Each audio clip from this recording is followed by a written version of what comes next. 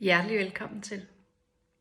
Velkommen til den her clearingssession.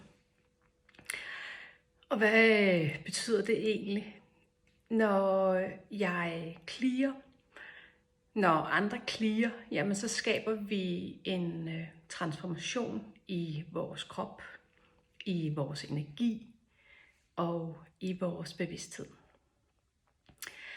Grunden til, at den lige lander her nu og i dag, det var faktisk fordi, at i morges vågnede jeg op og var trist. Og det var, jeg vidste faktisk ikke, hvad det var, jeg skulle være trist over. Men for sådan en meget, meget kort stund, der trillede der lige et par tårer. Og jeg sådan mærker ind i energien, er det her overhovedet mine tårer? Og svaret var faktisk nej. Men jeg kunne sagtens finde mange gamle ting frem. Jeg kan også sagtens finde nogle ting i nuet, som kan trække tårerne frem. Men da jeg fandt ud af, at det faktisk var sådan en kollektiv energi, at det var andres energi, din, min, hvis vi kigger ud i verden, hvad der sker, jamen så er der meget at være ked af. Men det gav mig egentlig lyst til, at vi faktisk clear på noget af den her tyngde. Fordi i den her uge, der er vi i en gate, der hedder gate 44. Den ligger i vores body chart, hvis man kender til det, i vores spleen center, som handler om self-actualization. Det her med, at vi udvikler os selv ud over vores egen frygt. Vi løfter os, vi rejser os. Hvis vi kigger på den ene pol i gate 44, så handler den om frygten for, at fremtiden gentager sig. Altså det, der skete i fortiden, det gentager sig i fremtiden.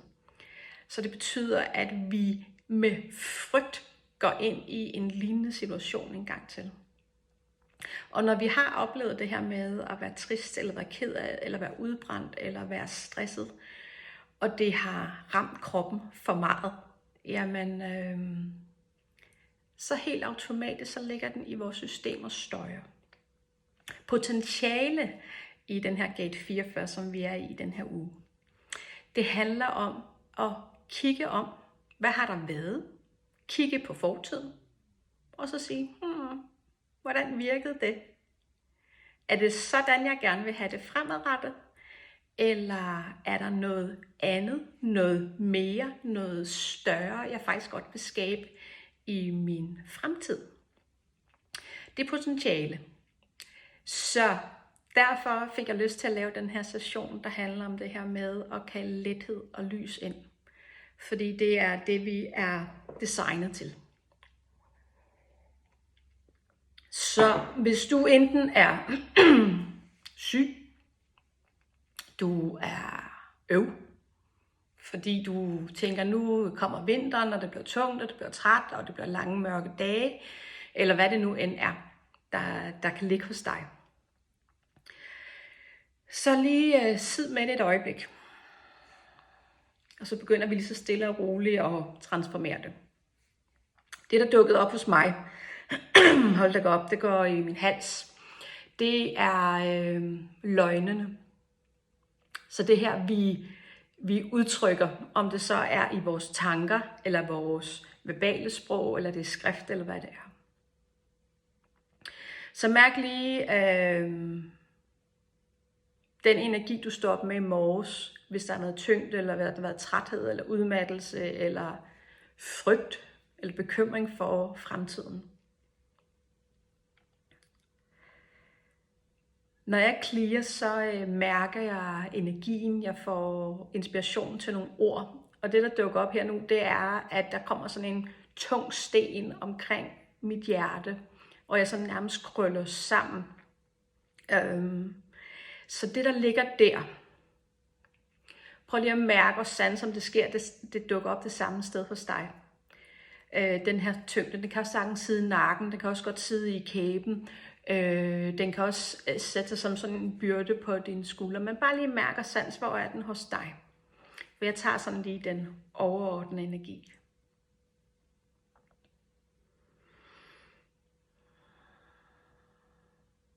Og så lad os lige så stille og roligt sætte det fri. Så al den tyngde, der ligger der, den sammentrækning, den komprimering, som hindrer dig i at være lys og være lethed, skal vi sætte det fri. Hvis du har lyst til at sætte det fri, så siger du bare ja. Enten ved at skrive her i opslaget, eller er du på replay, så skriver du det der, eller så siger du bare ja højt for dig selv. Fordi du har den frie vilje til at holde fast, eller du har den frie vilje til at ændre det. Så alt det, der ligger der, alle de tanker, alle de følelser, alle de emotioner, alle de erindringer, skal vi ikke bare sætte det fri. Og jeg går ind stille og roligt i energien og løsner, åbner op og lirker og trækker.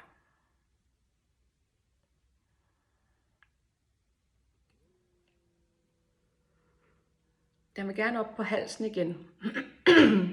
Så alle de løgne, du kan selv høre, at jeg bliver sådan helt rusten i stemmen. Så alle de løgne, du går og fortæller dig selv. Og en løgn her, det er bare bare en begrænsning. For eksempel, det kan jeg ikke. Det kan jeg ikke finde ud af. Det må jeg ikke. Det lykkes ikke. Så alle de løgne, der hindrer dig i at være lys, være lethed.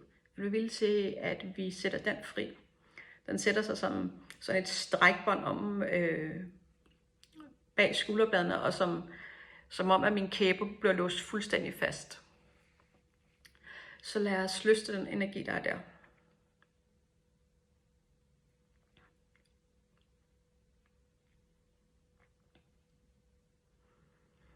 Og alle de steder, hvor du faktisk er ved at, undskyld mig, udtrykke, brække dig i dine egne ord, i andres ord, der ikke bliver til handling, og som bare er sådan noget mishmash.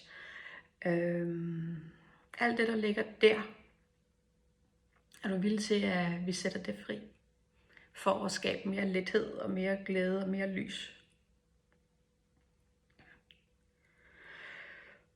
Det billede, jeg får, det er simpelthen, at der er simpelthen så meget, der skal trækkes op og løsnes. Det har ikke så meget med noget at gøre her nu. Det er bare gammelt. Hvis du forestiller sådan et lag af gammel klister, sådan gammel slakker. Så alt det, der ligger der, er tyngde, er handlingslammelse, og stivne, fordi hvis jeg er bare helt stille, så kan det være, at så kan det faktisk være, at jeg får fred. Du er ikke designet til at skal være stille. Du er designet til at skal være lys, lethed, bevægelighed, transformation. Så alle de steder, hvor det at være stille er en beskyttelsesmekanisme, som virker et splitsekund, men faktisk skader mere på den lange bane, end det gavner. Alt det, der ligger der, og hindrer dig i at være lys og lethed.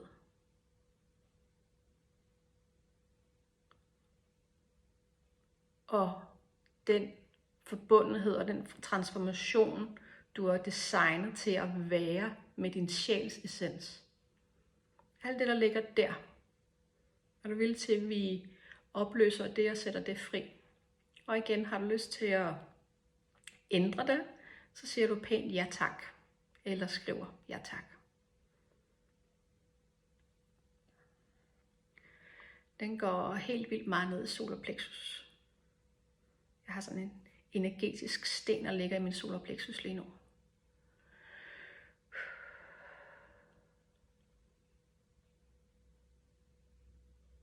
Så alle de steder, hvor du enten et sted eller flere steder i dit liv er følelsen af afmagt.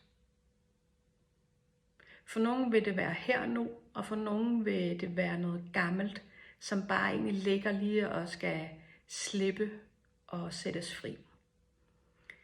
Så mærk lige ind i, hvor er det afmagten sidder i dig. Sidder den som et aftryk i din fysiske krop? Så bed dig selv lige om at mærke din afmagt. Mærk om den sidder i kroppen, og mærk om den er i din hjerne. Mærk om det er sådan et ydre aftryk. Mærk hvor at enten nuværende eller tidligere afmagt sidder. Fordi afmagten henter os i at være lethed. Så kan det godt være, at vi har lethed nogle steder i vores liv, men sådan overordnet lethed i det hele, det henter de her energetiske aftryk af afmagt, de her energetiske hukommelser nede på celleplan. Vores krop reagerer ud for det, der ligger i vores krop. Og så derefter så reagerer vores hjerne også, men vores krop reagerer prompte. Så mærkelig afmagten. Jeg bliver sådan helt tung. Og meget tyngde heroppe omkring vores thymuskirtel og nyrepunkterne. Vores nyrepunkter slutter herop. Så det vil så sige, at den her nyreenergi, vi har, der skal gøre, at vi igen og igen fornyer os selv. Vores livstildelte energi ligger på nyreenergien. Så al den stress, der har gjort, at du har endt i afmagt. Det kan være fysisk stress, det kan være følelsesmæssig stress, det kan være energetisk stress. Det kan være stress, at andre har presset dig. Så alt det, der ligger der, nyt eller gammelt. Og det kan selvfølgelig også være, at du har presset dig selv. Skal vi sætte det fri? Og hvis du har lyst til at sætte det fri, så siger du bare ja tak. Den er stor.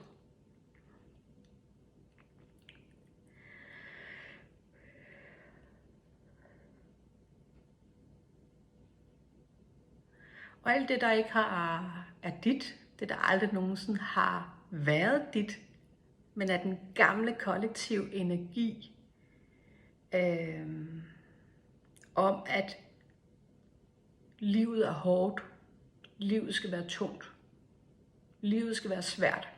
Alle de steder, hvor du har købt ind den historie, alle de steder, hvor det har været en nedarvet historie, så det vil så sige, det er noget, der ligger i dit DNA fra familien af. Alle de steder, hvor du har hørt den, alle de steder, hvor du har set den i nyhederne, alt det, der ligger der, som ikke bidrager til dig, til lethed og til mere lys i det indre og i det ydre. Er du villig til, at vi oplyser det? Godt, så sætter vi fri.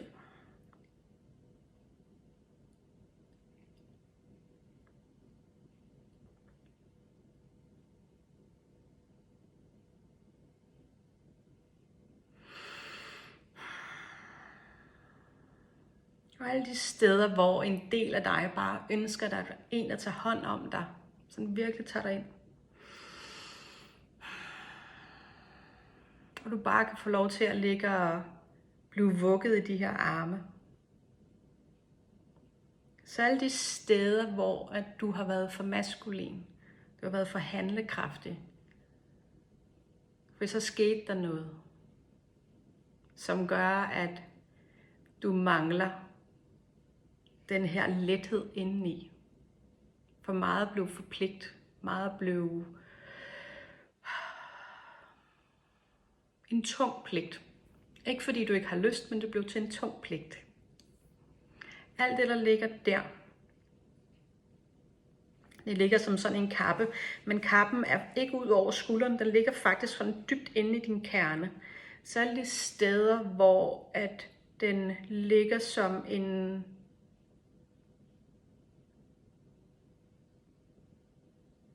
en kerne inde i dig, selvom den ikke skal være der. Alt det, der hindrer dig i at slippe den, er du villig til, at vi opløser det? Det virker som om, at det ikke engang har noget med dig at gøre, men det er andet. Så det er igen de her løgne, hvor at vi har fået sat begrænsninger på. Og så er det tung energi. Og energi er både os selv, men det er også afdød energi i forskellige varianter. Så den tunge energi, der ligger der og holder dig fast i faktisk i spændebånd. Er du villig til, at vi opløser det og sætter det fri? For det har slet ikke noget med dig at gøre lige her nu. Så der skal vi lige lidt længere ud.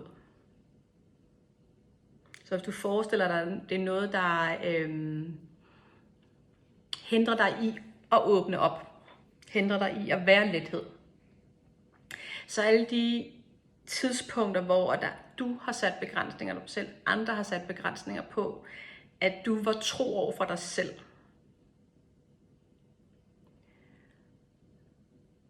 Er du villig til at opløse det?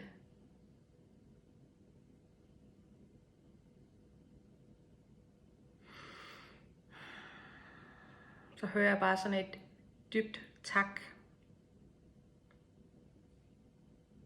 Sådan virkelig et dybt suk. Tak. Så alt det, der hindrer dig i at slippe det, der ligger der. Er du villig til, at vi opløser det?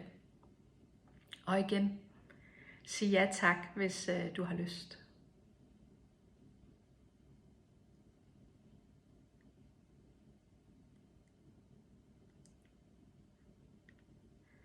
Det virker som om, det er sådan en meget gammel energi, sådan en mørk energistreng, som du er koblet op på, uden at være klar over, at du er koblet op på det.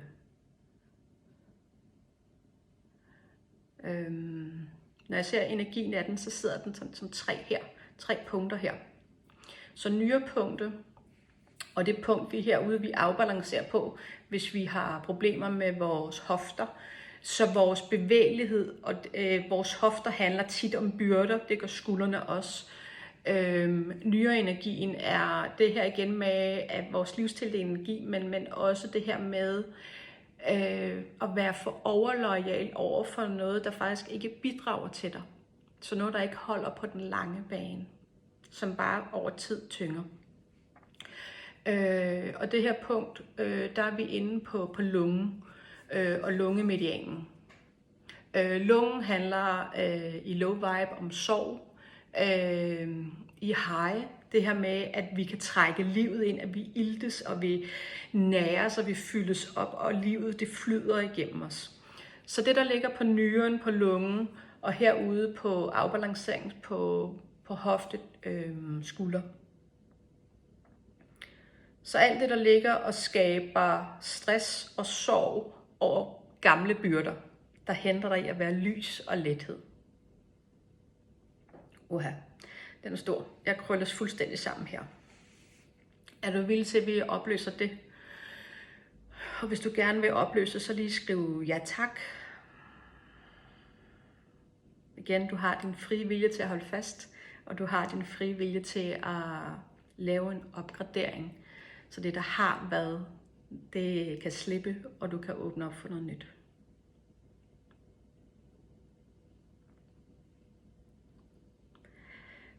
Jeg får et billede af, at du sådan skal aflevere noget tilbage. Sådan en 1, 2, 3 generationer.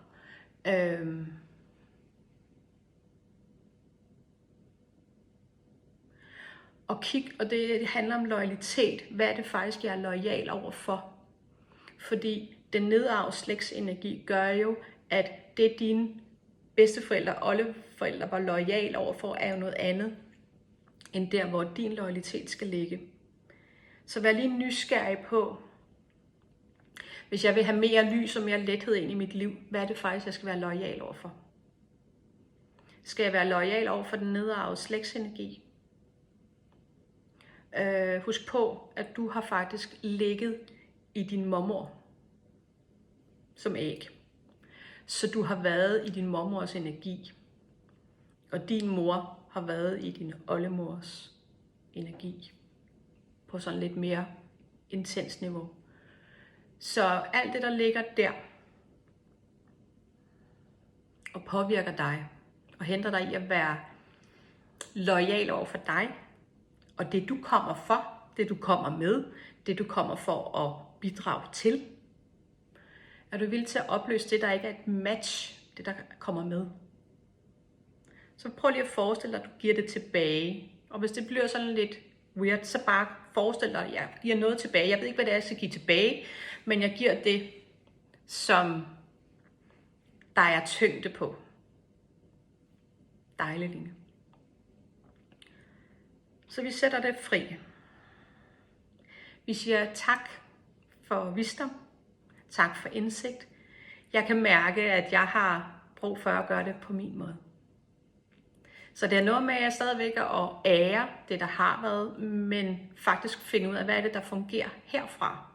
Det er jo igen det her spleen-centret handler om. Det er jo det her med, at vi udvikler os. Derfor skal vi lade være med at holde fast i de gamle frygtscenarier. Så alt det, der har været, som ikke er et match længere, fordi ting har ændret sig, du har ændret sig, livsstilen har ændret sig. Er du villig til at give slip på det, der ikke bidrager mere? Godt. Så tager vi lige og trækker, hiver, strækker, for at du lige kan folde dig ud. Og så har jeg bare fornemmelsen af, at der begynder at komme et par lag vinger på bagsiden. Så er det dine vinger, så tag imod dem. Er det din lethed, så tag imod den. Er det din ekspansion, så tag imod den.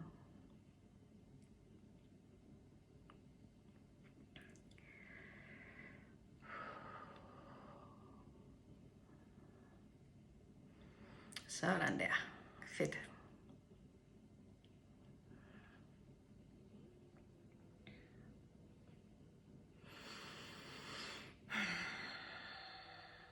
Og så lige mærk, hvordan krop og sind har det lige nu. Mærk, hvordan din energi har det. Også selvom du er kommet på lidt senere.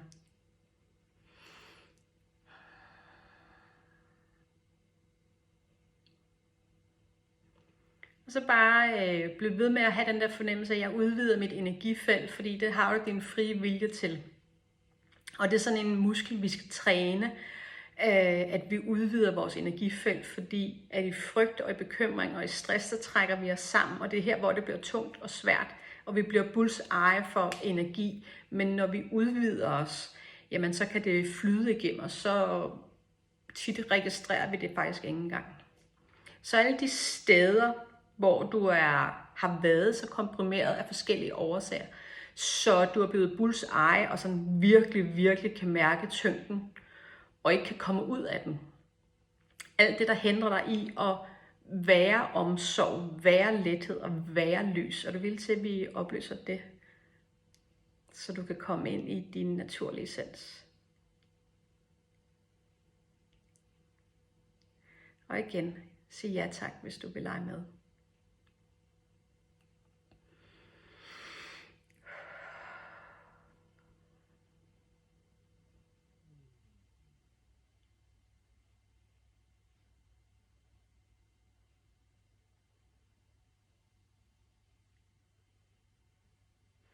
Så får jeg billedet foran mig, at der er en masse, der danser og griner og leger, der er lethed. Så fedt. Tak for at tage imod, og tak for at have lyst til at forandre.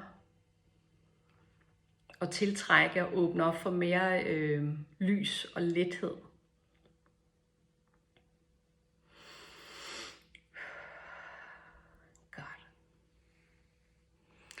Jeg tror, at jeg vil slutte den her. Så men bare lige mærk, hvordan du har det i dit krop og dit sind lige nu.